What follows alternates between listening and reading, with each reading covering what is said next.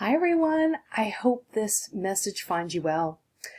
I can hardly believe it that we are nearly at the end of our course together, so it's time to talk a little bit about the final exam for this class. What we are going to do in this very brief how-to video is just take a look together at the study guide for the final exam in this course. What I have done here, as you can see, is create an overview of the test that's coming your way, how to hand it in, and how to best prepare for it. Now, you're in a really good position in this course because you have been doing elements of what I'm suggesting in this study guide throughout the entire course. You've been practicing taking multiple choice tests with me through our quizzes and other exams, and you've been doing a great deal of writing for me, so there's nothing on this test that you can't do. So let's take a look in more specifically at what this exam is going to be about. So it is worth 20% of your final mark, so it's fairly substantive.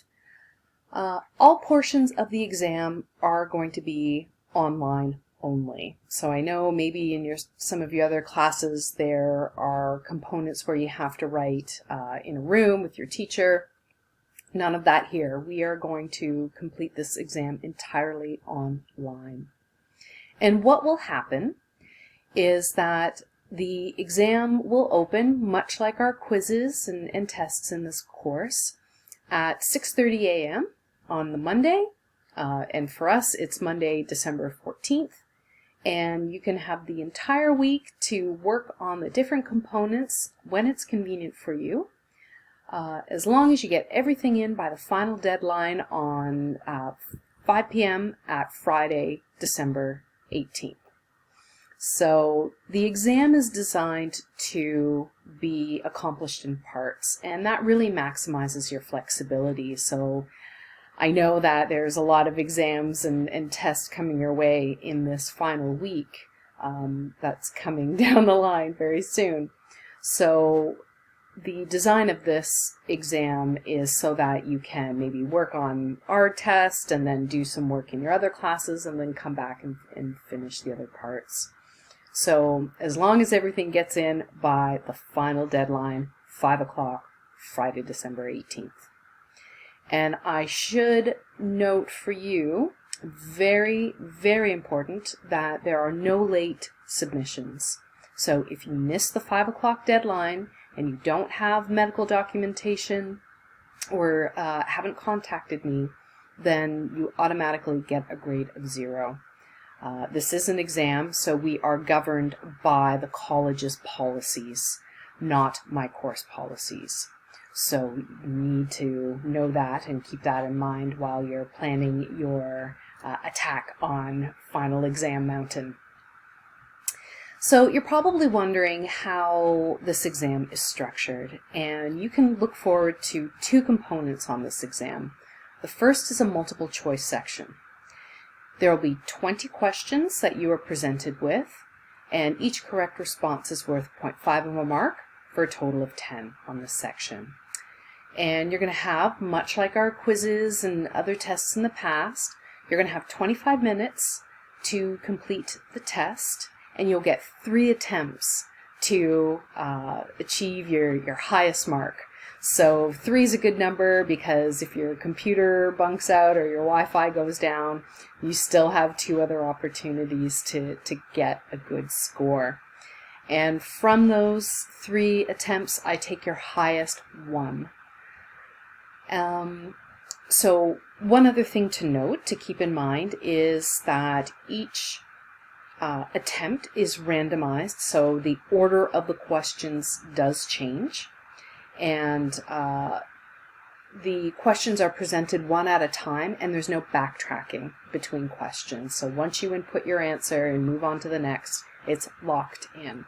So it's an added bit of challenge, but you get 3 attempts to really rock this. Okay, so that is Section A. Section B is more of a reflection, and you're going to be writing your responses in a short answer format.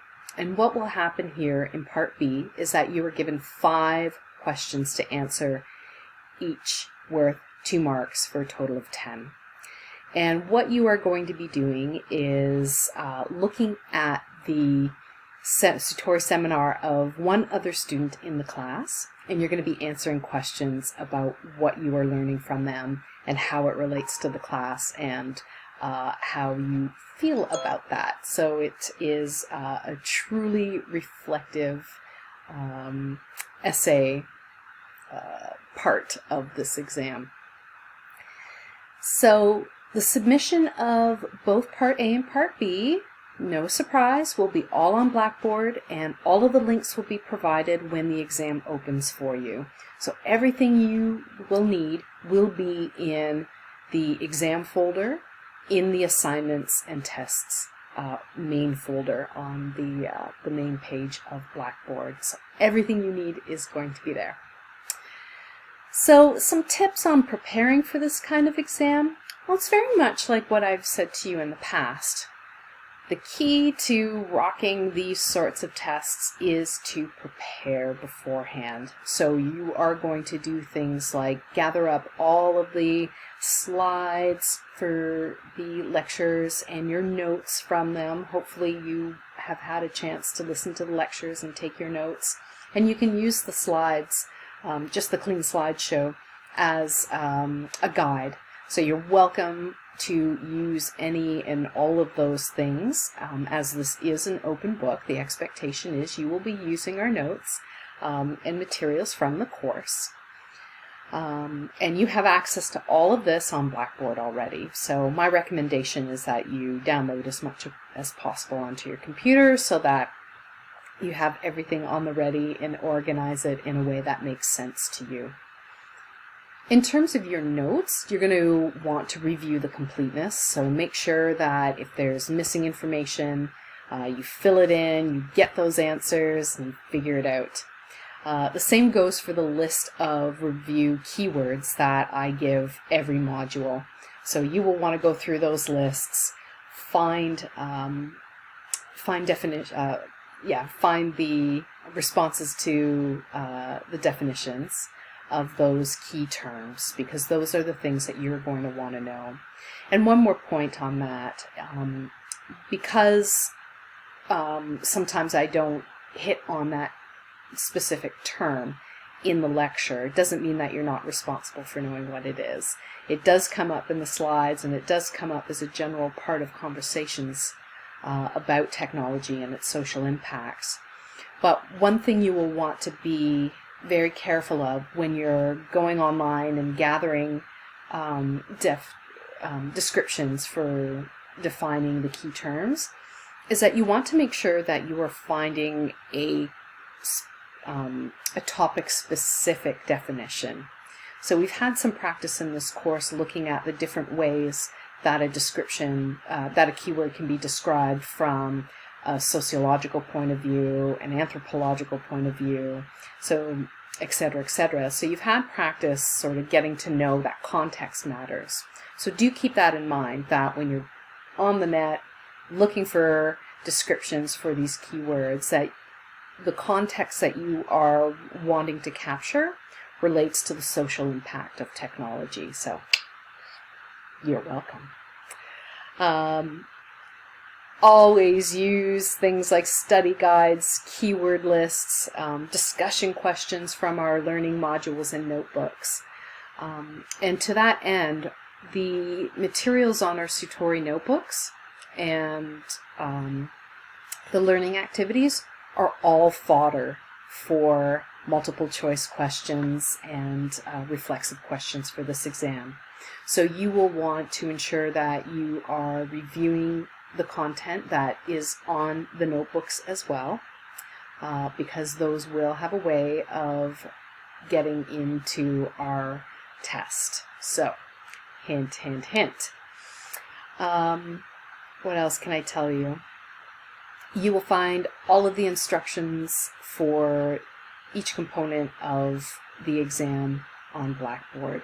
So make sure that you read it really carefully before you open the link and start each component. You'll want to make sure that you are getting all of the information, that you understand the assignment, and of course, if there's something that is unclear for you, do reach out and contact me. I'm really happy to help you clarify in your mind what it is that you need to do. So don't feel shy about asking me. There's no moratorium on asking me questions. I might not be able to answer everything because it might reveal something specific, but I can certainly get you pointed in the right direction so that you can figure it out. And when faced with these sorts of exams, I find it very helpful to make a plan of attack. So get out your day planner, kind of block off time where you are going to focus your attention on this exam and on this exam only, and block it in there as something that you're going to take seriously. This is not something that you want to leave to the last minute, trust me. It is an exam, and it is a final exam, and it is worth a fair chunk of your mark. So you want to give yourself an opportunity to succeed and rock it out, right? Yeah. So a few notes of when you're taking the test. Aim to work on it when you are kind of in your best frame of mind. If you're a night person, and you find that you think the best overnight and it limits your distractions, then by all means work on the exam then. You have to pick the times and the ways that are best for you to strike. If you're a morning person, like I am, of course, make that cup of coffee, settle down and get to work. Try to minimize your distractions, especially while you are working on Part A. 25 minutes is not a long period of time. So if you have needy people or pets in your life, they'll understand. You can go see them and pet them in 25 minutes, but lock them out of the room as much as you can. You'll want to set up your workspace so that everything is ready to go. So if you like working on your computer, make sure that you know where you can, in a flash, access the information that you might need for a question. That's why reviewing your notes and finding some way to annotate them or make them jump out in your mind is key to success in this kind of exam.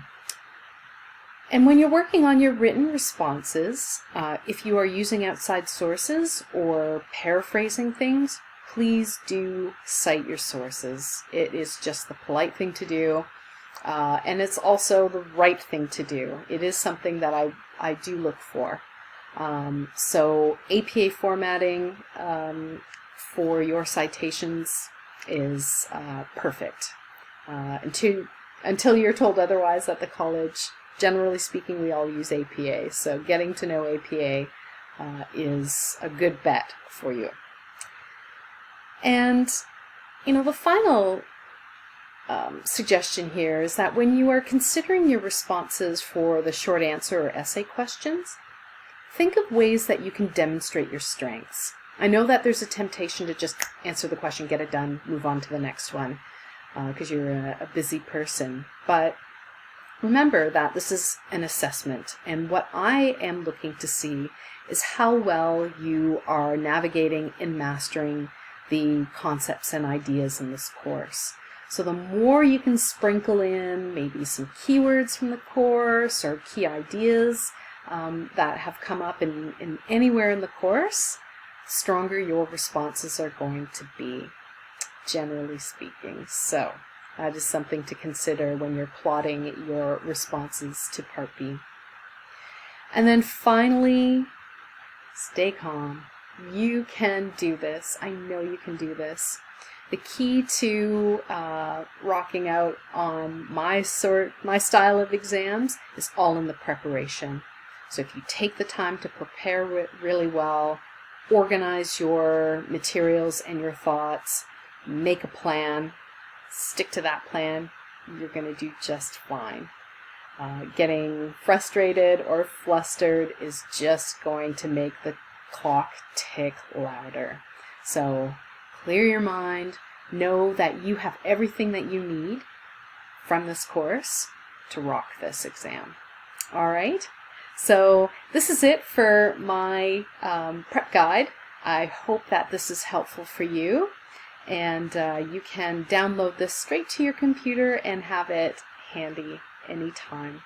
All right, and if you have questions, don't hesitate to write to me. I'm really happy to help you. Okay, rock on everybody. Have a great day. Bye.